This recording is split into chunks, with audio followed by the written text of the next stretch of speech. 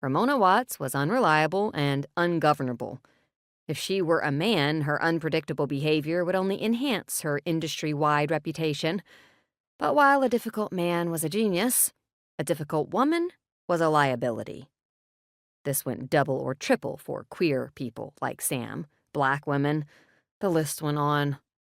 In the arts, it was always better to be unknown, with no history or projects to speak of.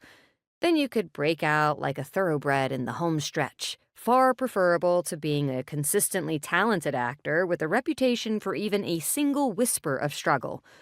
It meant that career longevity for non-men almost required a series of comebacks where you could fake to the world that you were shiny, brand new, and unsullied by experience. Sam wondered when she would be forced to reinvent herself.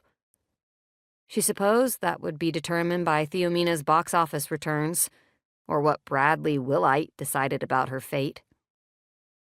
The thought was so preoccupying that Sam missed the next thing Vic said. She had to mentally rewind to catch up. "It's worse than that," Vic had just told her sister. "Piper says Ramona's been on thin ice anyway because of her past behavior.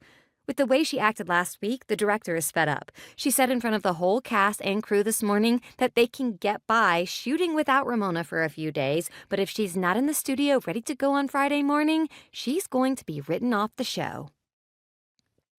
Bex held up a finger and then bounced over to the credenza in the dining room.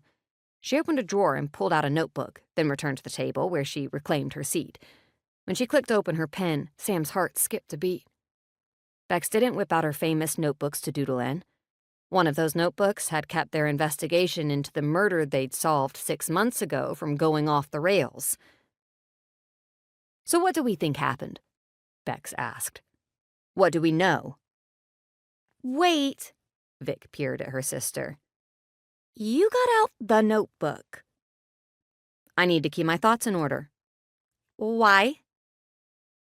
"Because we just established that Ramona didn't show up for work today despite a clear ultimatum from the studio that she be on her best behavior. What the director said in front of everyone probably wasn't just her blowing off steam. It's likely a condition of Ramona's employment, inked in her contract. Studio Honor is the streaming arm of Howl Motion Pictures, and they aren't known to mess around. That's concerning. Did your friend Piper or anyone else on set or with the studio call the police? File a report?"